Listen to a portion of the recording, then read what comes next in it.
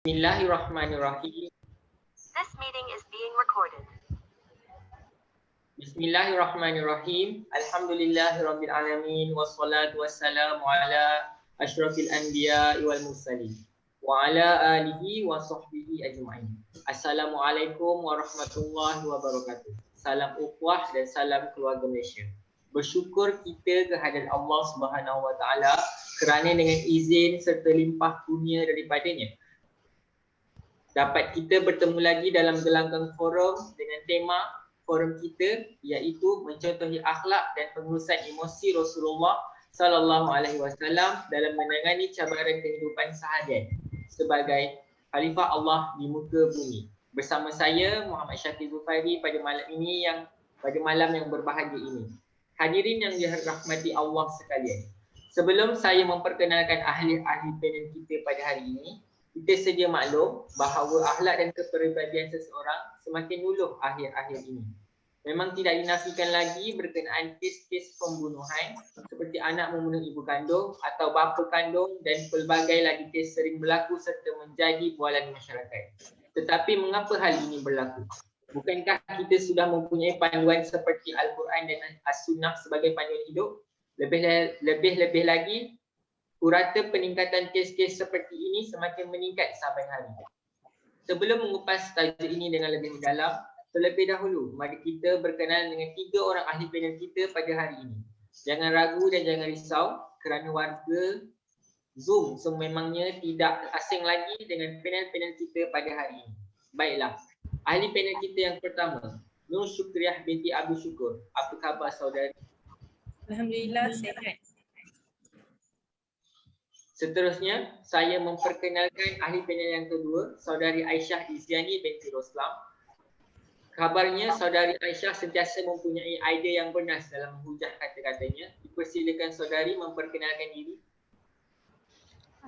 Assalamualaikum warahmatullahi wabarakatuh. Nama diberi Aisyah Iziani binti Roslam. Saya merupakan panel yang kedua. Baiklah, seterusnya saya akan memperkenalkan ahli panel kita yang ketiga. Beliau kecil orangnya namun petah dalam berkata-kata. Boleh saudari ahli panel ketiga memperkenalkan sedikit sebanyak mengenai diri saudari? Okey. Baiklah. Nama saya Nur Fansurina binti Muhammad Asri. Boleh panggil Fansurina. Saya merupakan panel ketiga. Baiklah, terima kasih kepada saudari Fansurina atas memperkenalan diri seperti tadi. Baiklah, sidang hadirin yang dirahmati Allah sekalian. Tema sudah diberi, ahli panel juga sudah diperkenalkan.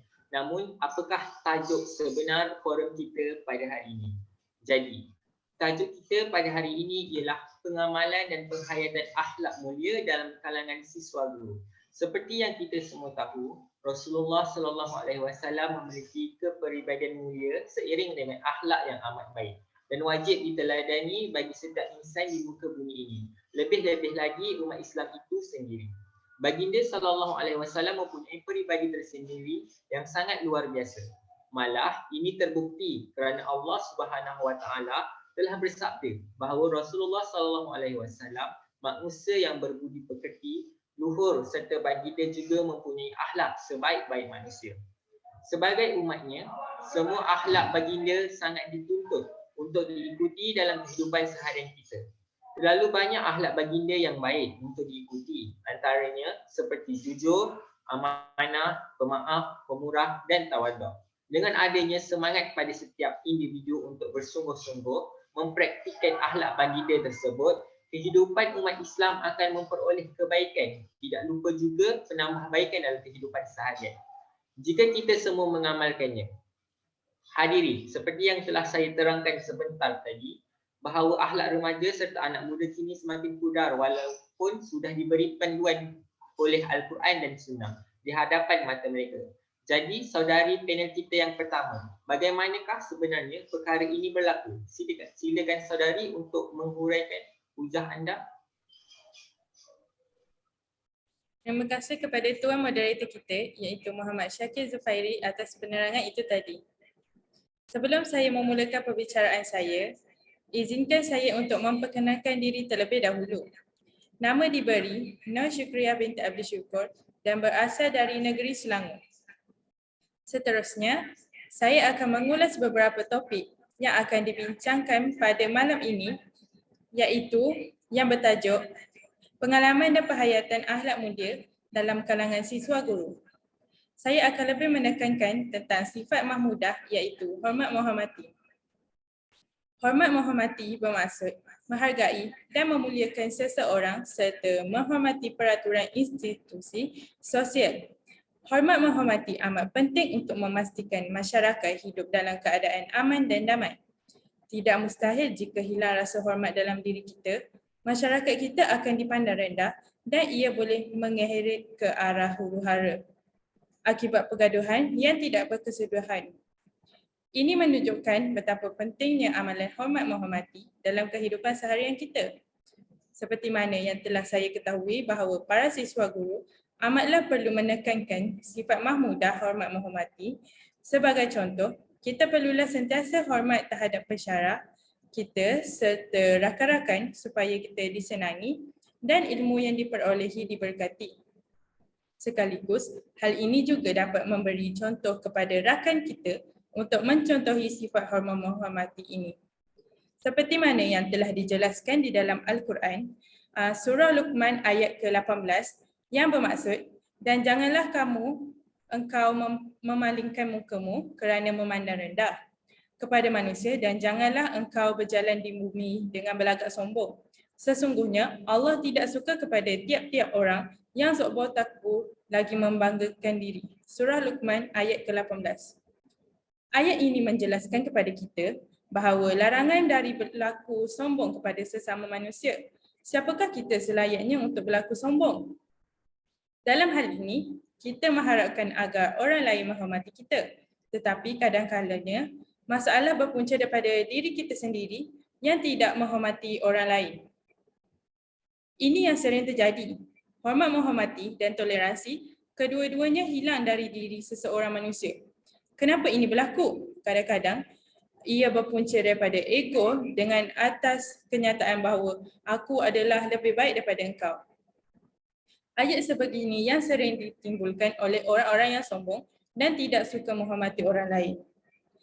Seterusnya, saya akan menceritakan tentang pengajaran dari kisah Nabi. Kita selalu dengar kisah Nabi kita yang mulia, iaitu Nabi Muhammad SAW, di mana baginda adalah orang yang paling hebat dalam membina hidup bermasyarakat. Siapa yang tidak kenal Nabi yang ketika itu hebat dengan akhlak yang baik? Nabi sentiasa menghormati orang lain dengan para sahabat dan umat ketika suatu masa dahulu. Malah dengan memiliki sikap yang mulia itu, Nabi Muhammad SAW juga menjadi ikon bagi akhlak yang baik. Baiklah, sebaliknya saya serahkan pula kepada moderator kita untuk meneruskan perbincangan ini. Dengan segala hormatnya dipersilakan. Terima kasih. Hadirin sekalian, benarlah seperti apa yang diperkatakan oleh saudari panel pertama kita, iaitu di bawah tajuk saling hormat menghormati. Hormat menghormati ini merupakan perkara asas yang perlu dipupuk dan dididik oleh semua golongan, tidak kira pangkat atau umurnya. Terima kasih kepada saudari panel kita yang pertama sekali lagi kerana telah memberikan pendapat yang begitu bergenas sebagai kupasan isi kita yang pertama. Oleh itu, apa salahnya kita mendengar ulasan isi kita yang kedua oleh saudara ahli panel kita yang kedua. Dipersilakan saudari panel kita yang kedua untuk menjelaskan isinya.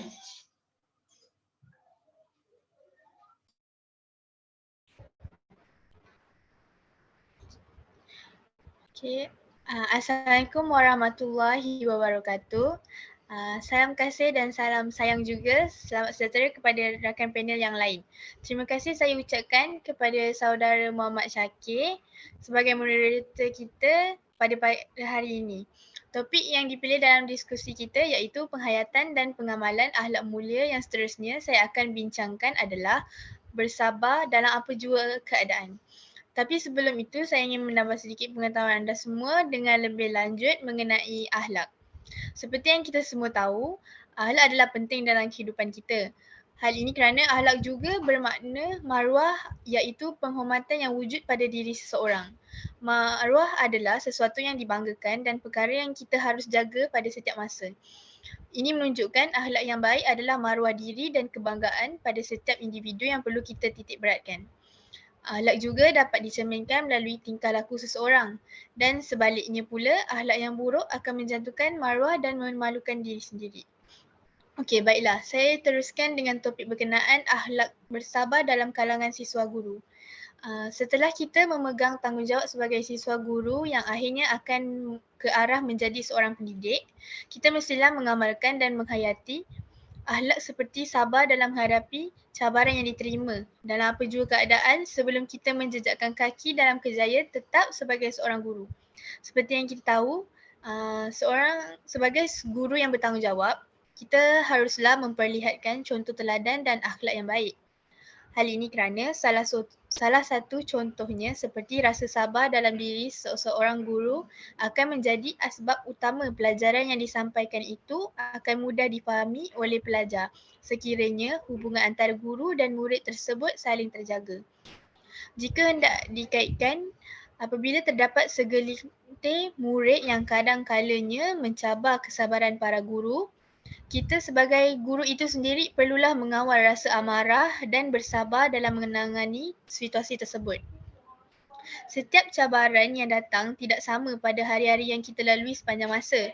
Oleh itu, para siswa guru pada saban hari ini perlulah bersedia dalam menerapkan amalan bersabar dalam setiap aspek, mahupun kita mampu atau tidak.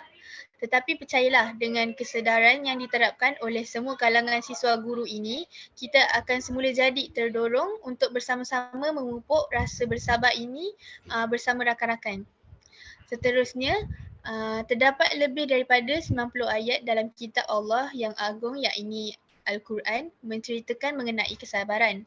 Antaranya firman Allah yang bermaksud, "Wahai sekalian orang-orang yang beriman, mintalah pertolongan untuk menghadapi susah payah dalam menyempurnakan sesuatu perintah Tuhan dengan bersabar dan dengan mengerjakan sembahyang, kerana sesungguhnya Allah menolong orang-orang yang sabar." Surah Al-Baqarah ayat 153. Daripada ayat ini kita boleh tafsir bahawa jika kita meminta pertolongan daripada Allah dalam mengekalkan sifat bersabar itu, di dalam menghadapi ujian yang diberi, nescaya Allah akan permudahkannya. Wallahu alam, sekian itu saja daripada saya. Saya memberi ruang kepada panel ketiga kita pula untuk melanjutkan diskusi kami. Alhamdulillah. Terima kasih kepada ahli panel kita yang kedua dengan hujahnya yang bernas. Betullah kata orang, kabar anginnya mengenai sifat sabar juga merupakan tunjang utama dalam membentuk akhlak yang baik, kerana sabar membentuk diri kita menjadi anak bangsa yang lebih baik.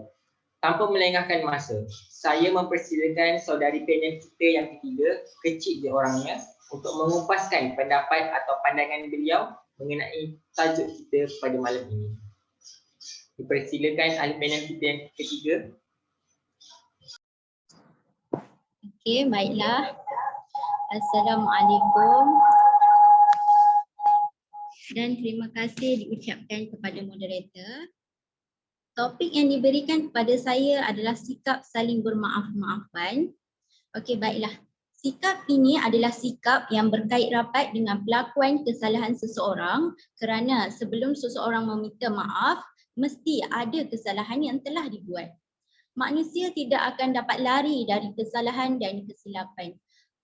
Sebelum saya mengupas dengan lebih lanjut, marilah kita mengetahui dahulu apakah maksud sebenar memberi kemaafan. Erti memberi kemaafan adalah apabila seseorang itu mampu membalas kejahatan yang dilakukan terhadapnya atau menuntut sesuatu daripada mereka yang melakukan kesalahan tersebut namun dia tidak melakukannya. Malah dia memaafkan secara ikhlas demi mengharapkan keredaan Allah Subhanahu Wa Taala. Sikap ini merupakan ciri-ciri orang yang bertakwa. Orang yang bertakwa adalah mereka yang mengerjakan segala perintah Allah Subhanahu Wa Taala dan meninggalkan segala larangannya. Allah Subhanahu Wa Taala telah mengategorikan Mereka yang pemaaf termasuk dalam golongan muttaqin, iaitu golongan orang yang beriman. Seperti dalam firman-Nya, dan segeralah kamu kepada keampunan dari Tuhan kamu dan syurga yang bidangnya seluas langit dan bumi yang disediakan bagi orang-orang yang bertakwa, iaitu orang-orang yang mendermakan hartanya pada masa yang senang dan pada masa yang susah. Dan orang-orang yang menahan kemarahannya serta orang-orang yang memaafkan kesalahan orang lain. Dan ingatlah, Allah mengasihi orang-orang yang berbuat perkara-perkara yang baik. Surah Al-Imran ayat 133 hingga ayat 134. Jadi, dari ayat tersebut, kita dapati bahawa orang yang bermaaf ini akan mendapat ganjaran syurga kelak. Dan untuk pengetahuan semua, sesungguhnya Rasulullah SAW merupakan sebaik-baik contoh ikutan bagi seluruh umat manusia. Di antara contoh kepribadian yang tinggi yang wujud dalam diri Rasulullah SAW adalah sikap pemaaf baginda. Baiklah, seterusnya, bagaimanakah kita sebagai siswa atau siswi guru ini mampu ataupun dapat mengamalkan sikap mahmudah ini? Baiklah, jawapannya mudah sahaja. Seseorang siswa guru haruslah sentiasa memaafkan kesalahan sahabat ataupun kesalahan pensyarah. Contohnya, jika berlaku salah faham antara kita dengan sahabat kita ataupun salah faham antara kita dengan pensyarah, dan jika mereka didapati bersalah, maka maafkanlah mereka. Dan tidak perlulah kita membalas dendam kepada mereka agar ilmu yang kita tuntut itu adalah ilmu yang berkah. Tidak guna jika kita memendam rasa tidak puas hati antara satu sama lain, sedangkan banyak lagi cara yang baik untuk mengajar diri kita sendiri maupun orang lain dalam menerapkan sifat pemaaf dalam diri masing-masing. Contoh yang lebih dekat dengan kita adalah apabila berlaku penentangan pendapat antara kita dengan sahabat kita di dalam kelas dan ia telah menyebabkan kita semua bermasa muka, maka hendaklah kita memaafkannya. Jika lebih elok lagi, baiklah kita berbincang terlebih dahulu mengapa dia melakukan perkara sedemikian dan mengapa pertengkaran itu boleh bermula. Barulah perasaan berpuas hati antara satu sama lain wujud antara sesama rakan tersebut. Seterusnya, apabila kita mengetahui punca perkara tersebut berlaku, maka haruslah kita bersama-sama menyelesaikan dengan cara yang baik dan memaafkanlah antara satu sama lain. Seterusnya, sifat pemaaf dalam diri seseorang itu adalah akhlak yang paling mulia kerana tidak semua individu mampu memaafkan kesalahan seseorang dengan ikhlas. Jadi sesungguhnya kita akan mendapat ganjaran syurga jika sikap tersebut kita amalkan. Jadi saya rasa itu sahaja daripada saya. Saya serahkan semula diskusi ini kepada moderator kita. Alhamdulillah. Terima kasih Puan Surina atas penerangan beliau mengenai tajuk yang telah dikupaskan oleh beliau sebentar tadi. Baiklah, dengan berakhirnya kata-kata dari ahli panel kita yang terakhir sebentar tadi, maka kita juga sudah berada di penghujung program. Sedar tak sedar, malam juga sudah berlanjutan. Oleh itu, secara keseluruhannya, akhlak sebagai seorang guru haruslah diterapkan dalam diri setiap individu yang bakal bergelar seorang guru pada masa akan datang. Hal ini kerana guru merupakan pemangkin kesejahteraan umat. Dari penghayatan seorang gurulah murid dapat mencontohi perkara yang baik-baik berlaku. Kerana sikap guru mencerminkan kepada anak-anak didik kita pada masa akan datang. Kita akhiri program kita pada malam ini dengan tasbih kafarah wa suratul Asr.